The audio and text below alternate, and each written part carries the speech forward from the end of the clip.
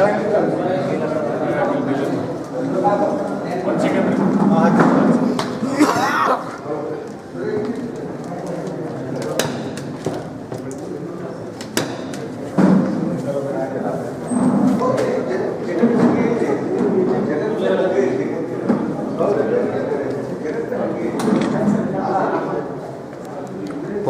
Pose ಮಾಡ್ಕೋ ತಗೋಬೇಕು, pose ಮಾಡ್ಕೋ ತಗೋಬೇಕು. ಇಲ್ಲಿ ಪೋಸ್ ಮಾಡ್ಕೊ.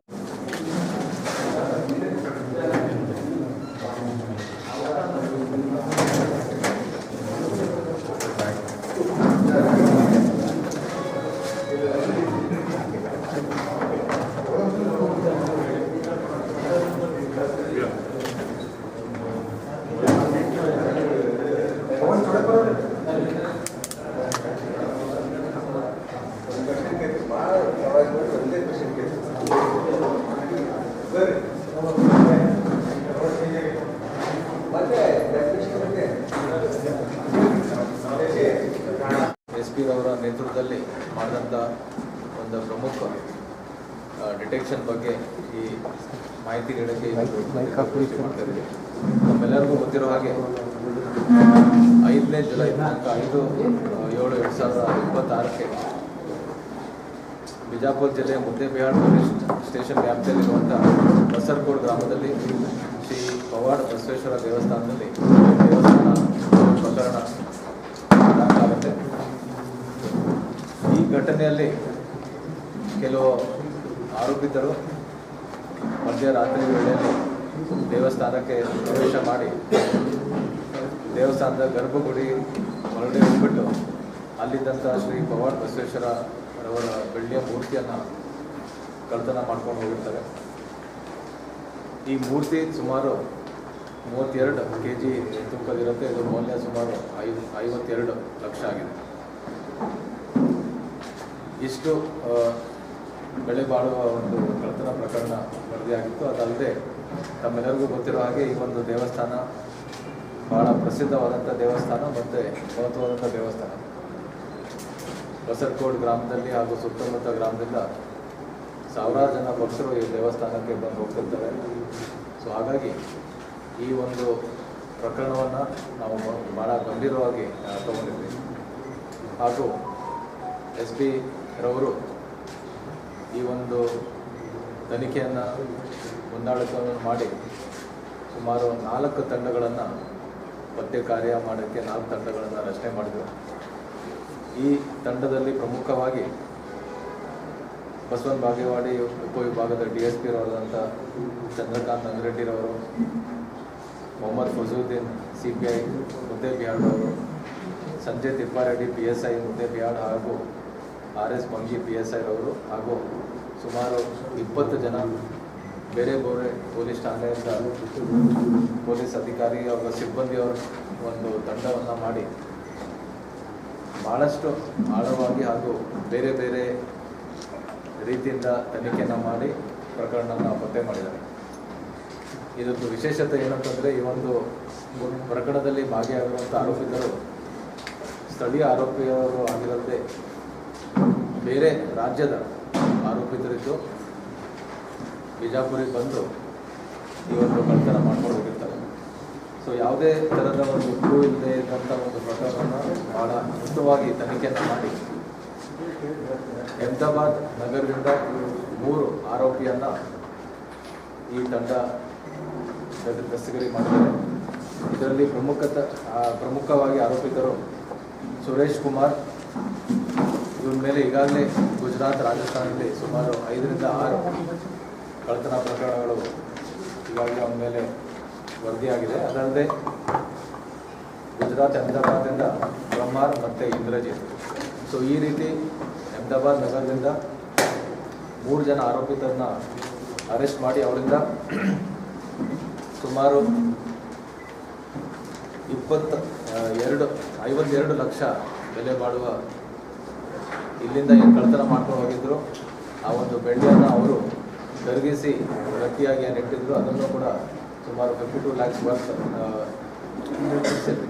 100% ರಿಕವರಿ ಆಗಿದೆ. ಅದಲ್ಲದೆ ಈ ಒಂದು ಕೃತ್ಯಕ್ಕೆ ಉಪಯೋಗ ಮಾಡಿದಂಥ 2 ಮೊಬೈಲ್ ಫೋನ್ ಹಾಗೂ 1 ಕಾರ್ ಏನಿದೆ ಹಾಗೂ 2 ಕಬ್ಬಿಣ ರಾಡ್ ಏನಿದೆ ಅದನ್ನು ಕೂಡ ಇವರು ಪತ್ತೆ ಹಚ್ಚಿದ್ದಾರೆ. ಸೊ ಹಾಗಾಗಿ ಈಗಾಗಲೇ ನಾನು ಹೇಳಿದ್ದೀನಿ, ಇದು ಭಾಳ ಉತ್ತಮವಾದಂಥ ಒಂದು ಪತ್ತೆ ಕಾರ್ಯ ಇದೆ.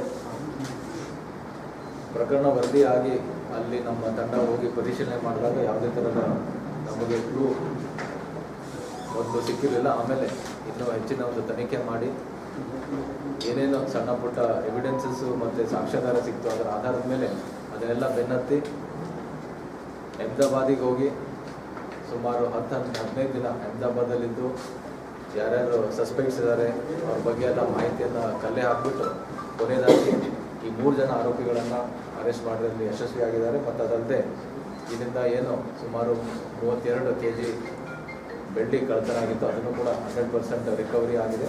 ಮತ್ತು ಸುಮಾರು ಈಗಾಗಲೇ ಹೇಳಿದಾಗೆ 52 ಲಕ್ಷ ಮೌಲ್ಯದ ಕಳುವಾದ ಮಾಲುಗಳನ್ನು ನಾವು ಜಪ್ತಿ ಮಾಡಿದ್ದೀವಿ. ಈಗಾಗಲೇ ಹೇಳಿದ್ದೀನಿ, ಇದು ಒಂದು ಭಾಳ ಉತ್ತಮವಾದ ಪತ್ತೆ ಕಾರ್ಯ. ಎಲ್ಲ ಇಲ್ಲಿ ಈ ಒಂದು ತಂಡದಲ್ಲಿದ್ದಂಥ ಅಧಿಕಾರಿ ಸಿಬ್ಬಂದಿಯವರಿಗೆ ನನ್ನ ಅಭಿನಂದನೆಗಳು. ಹಾಗೂ ಈ ಒಂದು ತಂಡವನ್ನು ಮೇಲ್ವಿಚಾರಣೆ ಮಾಡಿ ನಿರಂತರವಾಗಿ ಈ ತನಿಖೆಯನ್ನು ಮೇಲ್ವಿಚಾರಣೆ ಮಾಡಿದಂಥ SP ಅವ್ರಿಗೂ ಕೂಡ ವಿಶೇಷ ನನ್ನ ಅಭಿನಂದನೆ. ಹಾಗೂ ಅವರ ಇಡೀ ತಂಡಕ್ಕೂ ಕೂಡ ಅಭಿನಂದನೆಗಳು. ಹಾಗೂ ಇಲಾಖೆ ವತಿಯಿಂದ ಅವರಿಗೆ ಸೂಕ್ತವಾದ ಒಂದು ಬಹುಮಾನವನ್ನು ಕೂಡ ನಾವು ನೀಡ್ತೀವಿ. ಅದು ಕಳ್ಳತನ ಬಳಿಕ ಅದನ್ನು ಯಾವ ರೀತಿ ಪತ್ತೆ ಕಾರ್ಯಾಚರಣೆ ಯಾವ ಥರ ಆಯಿತು ಅಂತ ಹೇಳಿ? ಯಾವ ರೀತಿ ಅದು ಬಹಳಷ್ಟು ಡೀಟೇಲ್ ಆಗಿ ಹೇಳೋಕ್ಕಾಗಲ್ಲ, ಅವೆಲ್ಲ ಸಂಕ್ಷಿಪ್ತವಾಗಿ ಅದನ್ನು SP ಅವರು ತಿಳಿಸ್ತಾರೆ.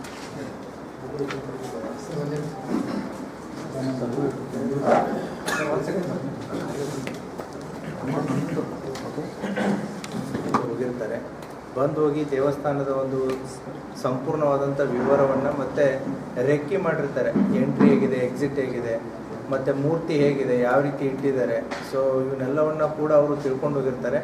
ಮತ್ತು ಈ ಆರೋಪಿಗೆ ಚಿತ್ರದುರ್ಗದ್ದು ಲಿಂಕ್ ಇರುತ್ತೆ. ಸೊ ಅವನು ಈ ರಸ್ತೆಯಲ್ಲಿ ಹೋಗಿ ಬಂದು ಮಾಡಿದ್ದು ಇದೆ ಮುಂಚೆನೂ ಕೂಡ. ಸೊ ಈ ಹೈವೇ ಮೇಲೆ ಹೋಗಿ ಬಂದು ಮಾಡಿರೋದ್ರಿಂದ ಈ ದೇವಸ್ಥಾನ ಕಳ್ಳತನ ಮಾಡೋದೊಂದು ಹ್ಯಾಬಿಟು ಇದೆ. ಯಾಕಂದರೆ ಅವನಿಗೆ ಒಂದು 5-6 ಕೇಸುಗಳು ಈಗಾಗಲೇ ರಾಜಸ್ಥಾನ ಮತ್ತು ಗುಜರಾತಲ್ಲಿ ಆಗಿದ್ದಾವೆ. ಆ ಹಿನ್ನೆಲೆಯಲ್ಲಿ ಬಸರ್ಕೋಡಿಗೆ ವಿಸಿಟ್ ಕೊಟ್ಟಾಗ ಈ ಟೆಂಪಲ್ ತಾವು ನೋಡಿದರೆ ಆ ಮೂರ್ತಿಯನ್ನು ಜಸ್ಟ್ ಲಿಫ್ಟ್ ಮಾಡಿ ಇಡುವ ರೀತಿ ಇದೆ. ಸೊ ಅಂದರೆ ಇದು ನಾಟ್ ಫಿಕ್ಸ್ ಮಾಡಿಲ್ಲ ಅದನ್ನು. ಸೊ ನೋಡ್ಕೊಂಡು ಹೋಗಿರ್ತಾರೆ. So on the day of offence ರಾತ್ರಿ ಹೊತ್ತು ಬಂದುಬಿಟ್ಟು ಅಲ್ಲೆಲ್ಲ ಉಳಿದವರೆಲ್ಲ ಮಲಗಿದಾಗ ಅದನ್ನು ತೊಗೊಂಡೋಗಿ 5th night and 6th early morning offence ಆಗಿದೆ. 8ನೇ ತಾರೀಕು ಹೋಗಿಬಿಟ್ಟರೆ ಆ ಮೂರ್ತಿಯನ್ನು 4 ತುಂಡುಗಳನ್ನಾಗಿ ಮಾಡಿ ಮೆಲ್ಟ್ ಮಾಡಿ ಅದನ್ನು ಡಿಸ್ಪೋಸ್ ಮಾಡಿರ್ತಾರೆ. ಯಾಕಂದರೆ ಮೊದಲನೇ ಆರೋಪಿ ಏನಿದ್ದಾನೆ ಇವನು ಮುಂಚೆ ಒಂದು ಸ್ವಲ್ಪ ಬಂಗಾರದ ಅಂಗಡಿಯಲ್ಲಿ, ಬೆಳ್ಳಿ ಅಂಗಡಿಯಲ್ಲಿ ಕೆಲಸ ಮಾಡಿನೂ ಕೂಡ ಇವನಿಗೆ ರೂಢಿ ಇರುತ್ತೆ. ತದನಂತರ based upon lot of human efforts, so ಸಾಕಷ್ಟು ತನಿಖೆಯಲ್ಲಿ ಎಫರ್ಟ್ಸ್ಗಳನ್ನ ಮಾಡಿ ಇವರ ಬಗ್ಗೆ ಸ್ವಲ್ಪ ಮಾಹಿತಿಯನ್ನು ಕಲೆಕ್ಟ್ ಮಾಡಿ ಸುಮಾರು 15 ಡೇಸ್ ಅಹಮದಾಬಾದಲ್ಲೇ ನಮ್ಮ ತನಿಖಾ ತಂಡ ಅಲ್ಲೇ ಇದ್ದು ಈ ಆರೋಪಿಗಳನ್ನ ಪತ್ತೆ ಮಾಡಿ ತೊಗೊಂಬಂದಿದ್ದಾರೆ. ಸೊ ಏನು ಡಿಸ್ಪೋಸ್ ಮಾಡಿದ್ರು, ಸೊ ಡಿಸ್ಪೋಸ್ ಮಾಡಿದವ್ರ ಕಡೆ ಅಂದರೆ ಈ ಗಟ್ಟಿ ಬೆಳ್ಳಿ ಸುಮಾರು 23 kg 1 kg ಗಟ್ಟಿ ಬೆಳ್ಳಿ ಇದೆ. ಮತ್ತು 4 kg ಕೂಡ ಅದು ಮೂರ್ತಿ ತುಂಡು ಮಾಡಿದಂಥ ಬೆಳ್ಳಿನೂ ಕೂಡ ಸಿಕ್ಕಿದೆ. ಸೊ 100% ರಿಕವರಿ ಆಗಿದೆ. ತನಿಖಾ ತಂಡ ಸುಮಾರು 1 ತಿಂಗಳಕ್ಕಿಂತಲೂ ಹೆಚ್ಚು ಇದರಲ್ಲಿ ಶ್ರಮ ವಹಿಸಿ ಇದನ್ನು ಪತ್ತೆ ಮಾಡಿದ್ದಾರೆ. ಸರ್ 32 kg ಅಂತ ಅಂದರೆ ಸಿ 32 kg ಅದು 75% ಪ್ಯೂರಿಟಿ ಇರುವಂಥ ಬೆಳ್ಳಿ. ಸೊ ಅದಕ್ಕೆ ದೇವಸ್ಥಾನ ಕಮಿಟಿಯವರು ಬಂದಿದ್ದಾರೆ, if I am not wrong, 75% purity. But ಈಗ ನಮ್ಮ 23 kg ಇದೆ, ಇಟ್ ಈಸ್ 99